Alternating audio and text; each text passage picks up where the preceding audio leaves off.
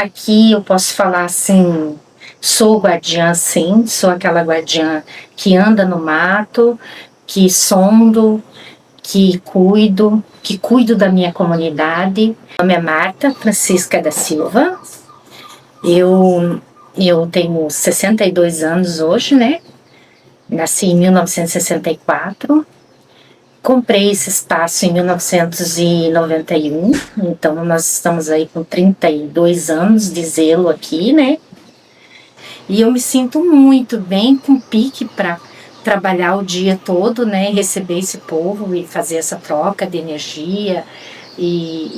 Então, graças a Deus, tem sido muito positivo tudo isso. Tá bom, tá vazio, hein?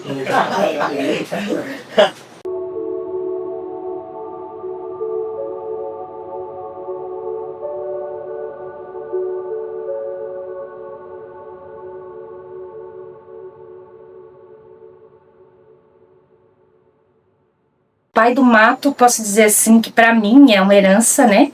De avô, de bisavô e do meu pai que presenciou isso em uma determinada idade da vida dele, né? Pelo que ele me contava para nós enquanto criança, que a gente não tinha TV, né? Então os pais contavam muita história, né? Ele era meu pai também, né? Era um guardião da mata e ele é muito grande, né? E assim, isso hoje me lembra assim,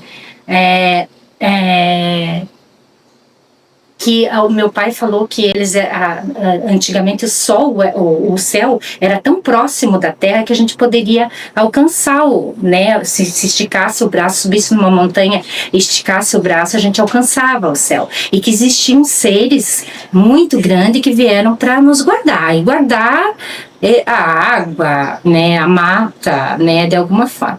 E um desses ele me falou que era o pai do mato, que ele já havia visualizado e tudo mais. Isso como foi contado para mim entre 5 e 6 anos. Hoje eu tenho 62 anos, então imagine, né? Para mim ficou isso na cabeça. Uhum. E ele falou, filha, você também, desde que você nasceu, eu tenho certeza que você tem missão na Terra, né? E você vai ter que cuidar de uma área grande e a tua missão é grande. E eu, assim, toda a vida me identifiquei muito com o mato, né? Muito com o mato. Mas, assim, nem em sonho eu imaginava um dia poder, né, do meu berço, da onde eu vim, de uma família pobre, né? E assim, sem condições financeiras de comprar uma área grande, né? E isso me veio assim, eu comprei sim, né? Mas me veio assim de uma forma tão fácil, sabe? Que parece que foi entregue. E desde que isso aconteceu, que eu venho sonhando com este lugar, né? Antes já de comprar, eu já vinha sonhando com esse lugar. E o meu pai sempre perguntava para mim, escute, mas o teu lugar de missão tem que ter um pai do mato. E eu não tinha muito entendimento disso, né? Como assim tem que ter um pai do mato? Para mim, assim, mesmo estando aqui nos meus momentos que eu tentava, tipo assim, me conectar com ele, né? Mesmo ele já não estando aqui no estado físico, né?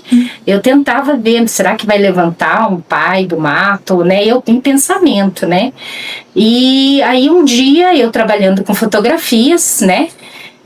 Preto e branco e tudo mais, resolvi tirar uma foto.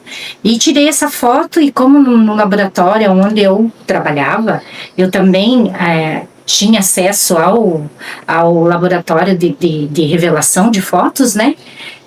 O meu amigo perguntou para mim, falou, Marta, e esse gigante deitado aqui, aonde que é lá na tua área, né? Porque as fotos eram tudo daqui, né? Daí eu falei, como assim gigante deitado?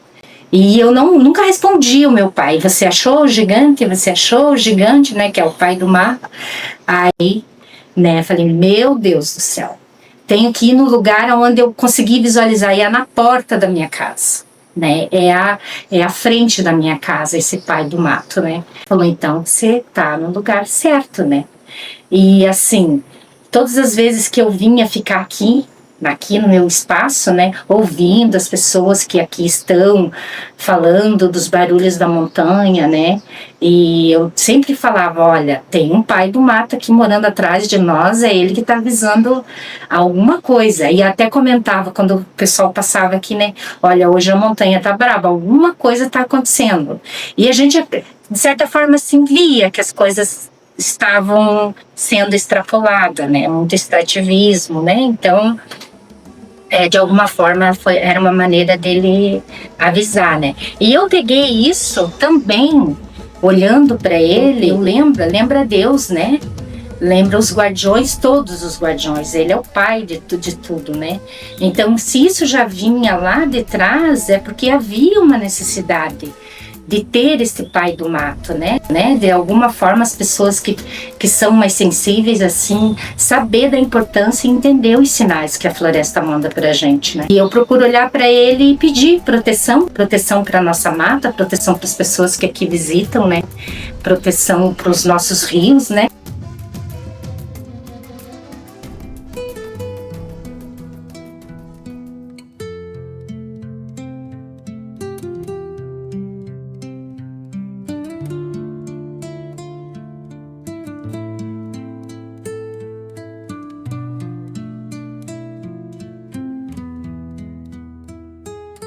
Eu me emociono, porque eu sei como é que eu cheguei aqui, sabe? É assim, até falar é fácil, né? Mas fazer e reflorestar, né, gente? Que a gente conseguiu aí devolver para a mata, não foi pouco, foi mais de 20 mil árvores, né, que a gente devolveu aí para a mata.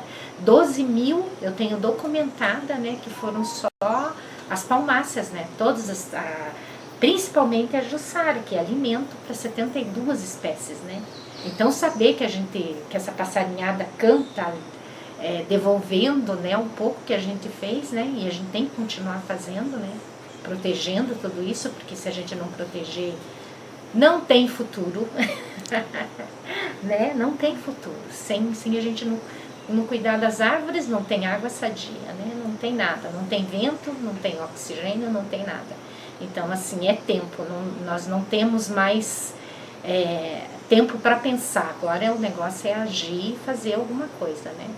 Eu tive uma experiência com gnomos, né? Eu tinha 9 anos, nem televisão a gente não tinha nem como imaginar isso, né? E fadinhas aqui, à noite, eu às vezes perdi o sono, né? Porque é tão silencioso aqui, eu dormia e descansava o máximo, e eu levantava à noite e via, né, que ali bem na porta da minha casa tem um lago. Então, mergulhava e vinha na minha direção. E o vagalume, ele é verde, né? A luz dele é verde. E essa luz era uma luz branca. E quando chegava perto de mim, fazia assim, sabe? Eu dizia, meu Deus, é fadinha. Aí meus filhos diziam, nossa, esse ar tá fazendo... Ai, os meus filhos falavam, mãe do céu, esse ar tá te fazendo você viajar. E eu dizia, que maravilha, né? Você conseguir ver. E eu contava histórias para eles, que eram as fadinhas, quando eu vi uma borboleta que estava borrada, ou até mesmo uma cobra que estava, eu dizia, olha, a fadinha começou a pintar e levou um susto e parou de pintar, por isso que ela tá assim.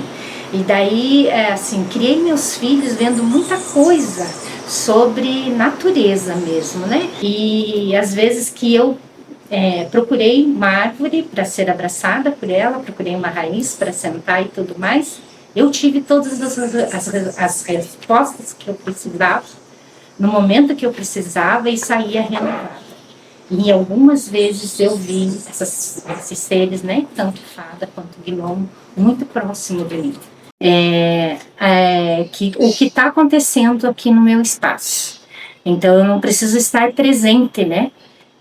Como se tivesse aí uma legião de gente cuidando aí, o curupira, o saci-pererê, temos visto também a mula sem cabeça, né, que é o pai, eles falam a mãe do ouro, ou aquele que tem a cabeça de fogo, né, E então a gente, assim, não é eu que vejo, são as pessoas que veem e vêm relatar para mim, né?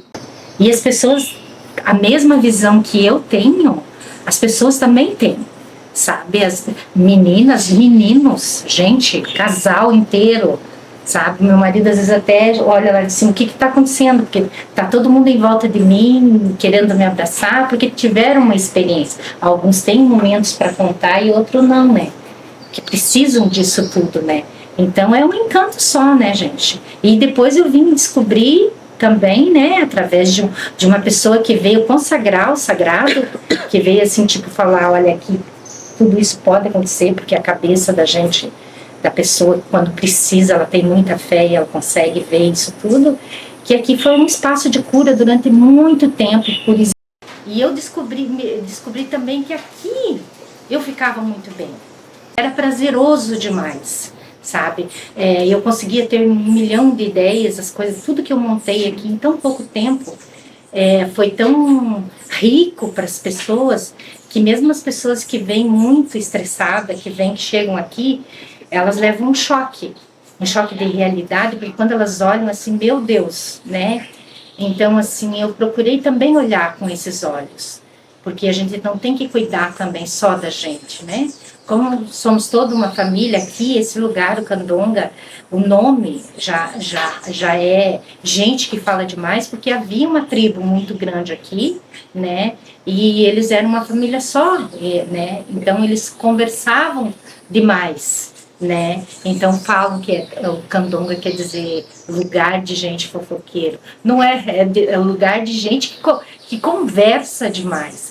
E o meu povo que vem aqui quer conversar. Às vezes eles não vêm só para olhar o mato, eles também vêm para contar um pouquinho daquilo que às vezes as pessoas não têm tempo de ouvir. O pai, uma história que queria contar para o filho e não conseguiu. E eu acabo absorvendo isso, estou escrevendo, já tenho aí umas 20 histórias dessas de gnomo, de pai do mato, de lobisomem, de saci pererê, que essas pessoas vêm aqui e descem lá embaixo e sobem ansiosa para sentar, porque sabem que eu tô aqui para ouvir, né?